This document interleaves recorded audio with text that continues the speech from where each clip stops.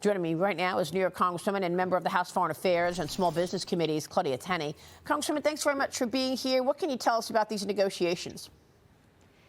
Well, right now we're in a standstill. I was talking to a number of staffers and people on the Senate side yesterday who said, we don't have a deal right now, which looks like we could be voting into Saturday, maybe even next week, because of this Title 42 inclusion.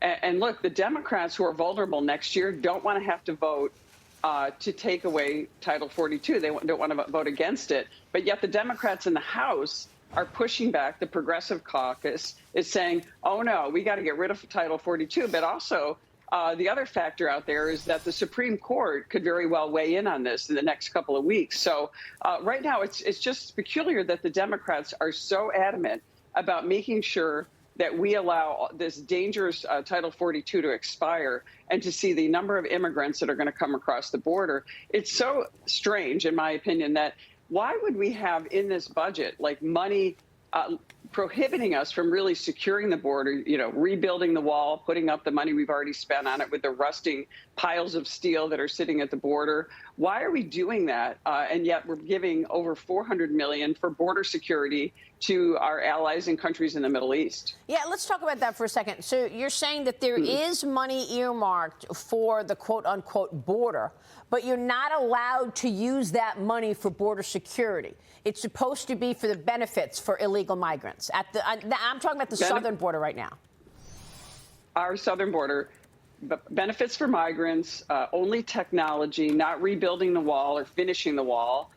Not for making sure that we are dealing with eradicating the diseases. This is what Title 42 is really about. It's a public health statute. So we have diseases coming across the border other than COVID-19, but some of these senators that are facing tough re-elects next year, like Senator John Tester in Montana, is concerned that he's going to have to vote on this Title 42 issue and doesn't want to do it. And some of them are trying to come to his rescue. So right now we're at an impasse on the omnibus just over this funding. Well, but look, the rest of the bill is a disaster. I mean, it's what we would call in New York State Assembly the big ugly, probably the biggest ugly we've had in recent memory. Well, I mean, how outrageous to send $410 million to Middle Eastern nations for their border security. And how outrageous to send the FBI $11 billion right in the same week that we understand that the FBI colluded with all social media companies and actually paid them to do their bidding, paid Twitter $3.5 million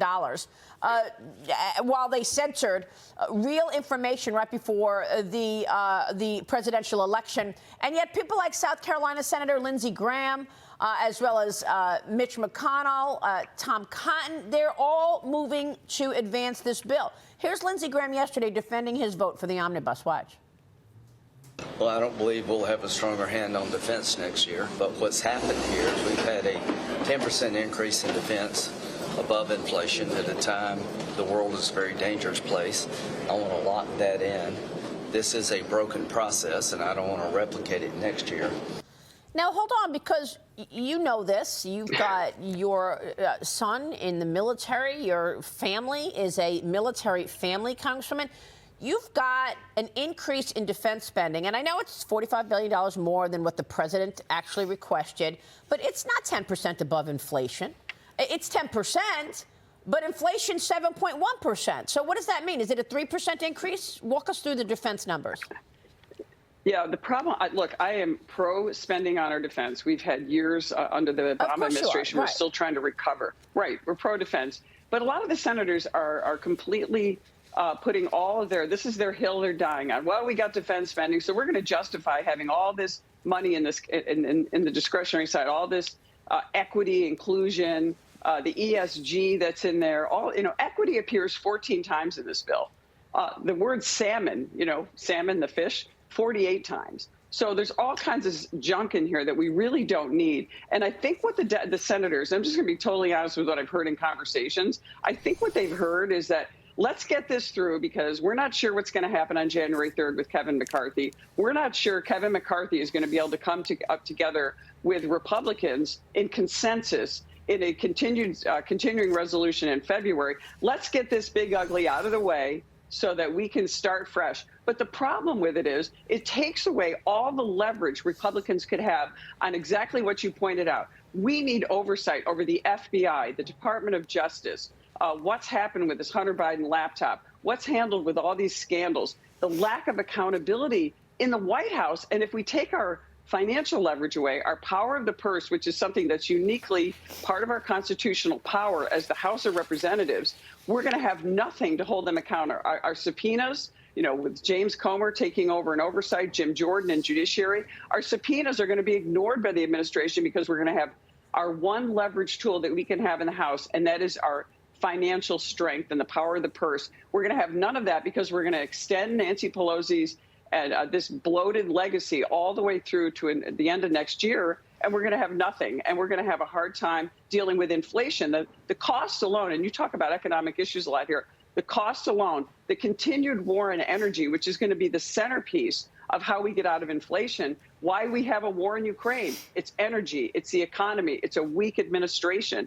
How are we going to overcome these things with this bloated spending bill that's going to add inflation even higher? And I have to say this. I was in the grocery store this weekend, saw some of my constituents. There was an elderly woman who I've known for many years in the grocery store telling me that she has turned her heat down to the point where she's wearing her winter coat and a hat inside her own home.